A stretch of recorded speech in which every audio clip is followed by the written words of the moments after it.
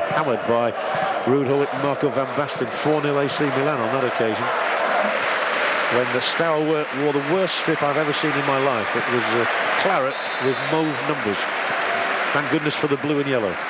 I mean, you have to admire Romanian football because they are a very powerful team. You don't want to have Romania drawn in your team. There's in your group. There's Steve McLaren. He's got his pen. He's got. Hasn't had time, of course, to make too many notes. I feel so far in the game because things have gone pretty well.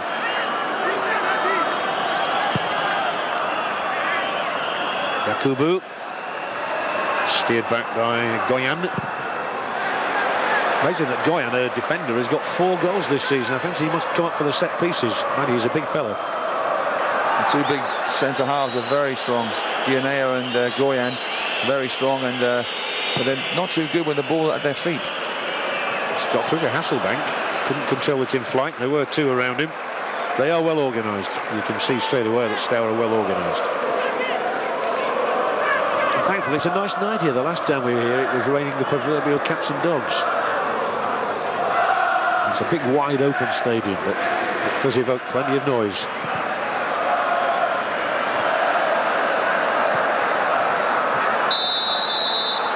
Free kick, Berra.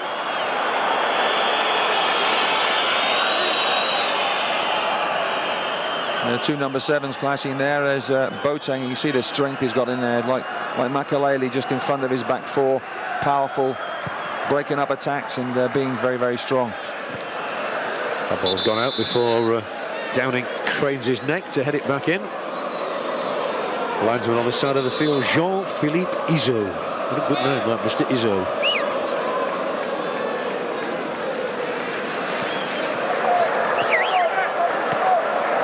Now, Ogararu. I don't think I've ever done a Romanian match before when there's not been a Dumitrescu playing. There always was a Dumitrescu, not now.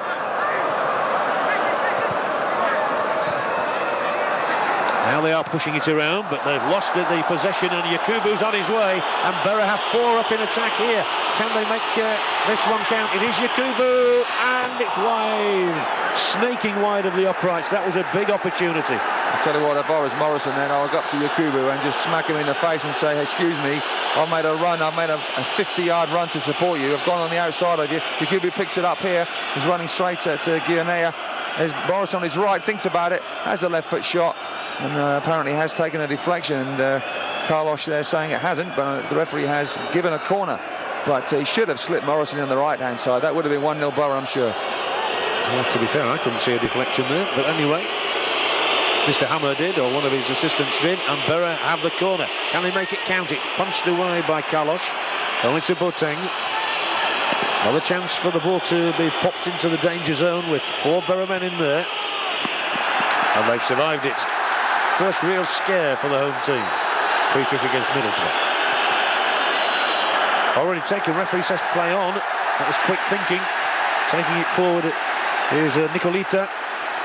Takes again, Nicolita here, and that's too high. Good return ball from Radoy. Couldn't keep it down. Yeah, the game is opening up here. Good, powerful play from both teams, and particularly from Middlesbrough then. Should have been 1-0, but there's the break, there's the 1-2. Here's the shot, can't keep it down. Schwarzer not tested, but end-to-end stuff, and at last the game has opened up. It was very cagey, both sides having a look at each other for the first 25, 26 minutes, and all of a sudden we get chances at both ends. Well, we're sitting right next to the director's box here in the National Stadium, and I swear the white feather leapt to his feet then. I thought it was going to be a goal, I think. Well, it would have had to be something special to beat Schwarzer, but Yakubu there's the man. He really should have done better when he was on the edge of the box and had a choice of Morrison. But his shot was still a poor shot, took a deflection. Rockenbach will lose out in his midfield duel with Bostina. He's on the ball again now. Coming field from his left-sided duties, Bostina. The player on the ball this time is Paraskif. But they haven't caused Mark Schwarzer a single problem as yet. Nor will they now for a moment or two because of the Rockenbach. He twisted his head one way and played it the other, played the ball the other. Clever. Must be like his countryman Ronaldinho with that pass. Fantastic.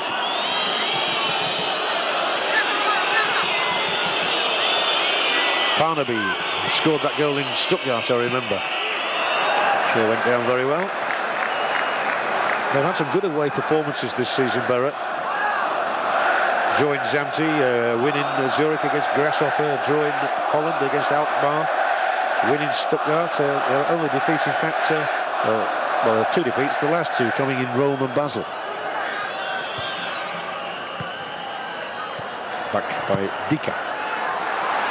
The chase on, and again it's showing how good the turf is. That ball sprang up for Schwarzer to boot it into the crowd.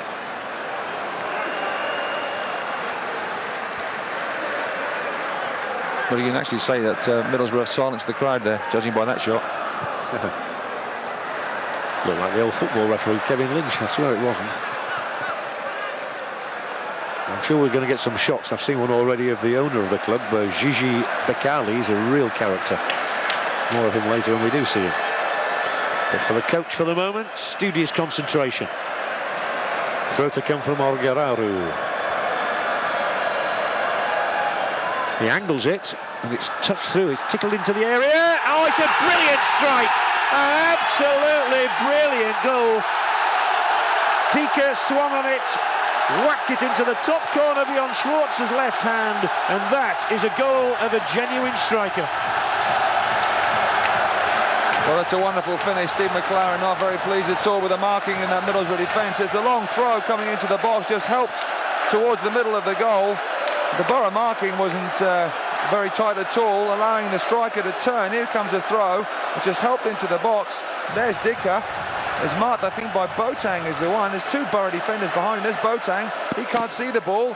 You can see it now, all right. It's in the back of the net because it's a wonderful turn. The writing has been on the wall before with Dika, with 1 cross in the box. Look at that. He couldn't put it in a better spot, really. Schwarzer got a cross, got a touch to it, but it's in the back of the net, and that's a hammer blow for Middlesbrough, really. Their first shot on target, the first time Schwarzer's been tested. That man Dika, he's got the start that Steaua wanted. Yeah, why do they make themselves invisible when they've scored goals like that? No need to put your shirt over your head. It was a cracking strike, and it was reminiscent of the one he had earlier in the match, which I said at the time was a warning, because he turned then and got a shot away and he'd really no right to do. Yeah, but Boateng was marking him. That's what I find disappointing from Middlesbrough's point of view, is that they had a midfield player marking a striker, really, in that sort of key area. And he allowed him to turn. I mean, when the cross came in early on in the match, and Dika just hooked the shot past the post, it was Ekiel that was marking. Ekiel wasn't tight enough then.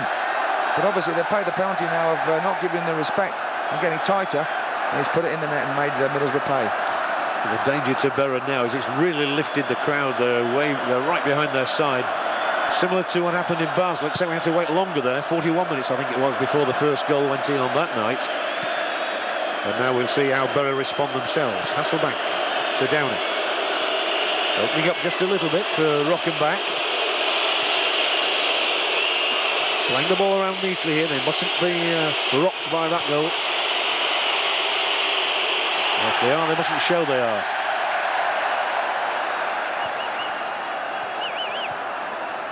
But it really was a vintage strike from a man in form.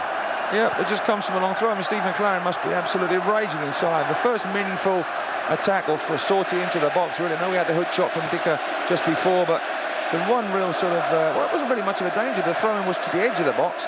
No marking there, helped in towards the middle of the penalty box, and then bang, it's in the back of the net. It did look, though, Terry, to me as it was a rehearsed one, because just the way he angled the throw, he knew exactly where he was putting it. Yeah, but when the ball goes to the edge of the box, obviously the midfield player then sees that the striker's available and passes the ball into the box with ease, under no pressure. And obviously Dika turns under no pressure and puts it in the back of the net. And you can see Middlesbrough giving the ball away. Olaru there, the coach, he'll be delighted. Doesn't show it at the moment, but he'll be delighted. Look, how easy is this to play the ball in? How easy is this for it to turn? And how easy is that for the ball in the back of the net? That's a wonderful turn. He hasn't done a lot to move the ball. He just took a touch to the side and then hit it. It was crafty. And, oh, yeah. I mean, yes. I mean, you have to admit it's clever play, but a poor defensive goal, and Steve McLaren will be raging. Yeah, no Gareth Southgate, of course, tonight, and no Emmanuel Pogatetz. Hopefully Southgate will be fit for the second leg, and maybe fit for the weekend in that FA Cup semi-final. Another massive date for this football club. You can scarcely believe what's happening to them. That's a yellow card, and the one who's got it is Paraskif. I don't think there was much in that. I think there was an intent to try and win the ball, Kadru just nicked the ball to the side, but the referee then saying, well, I'll let one or two tackles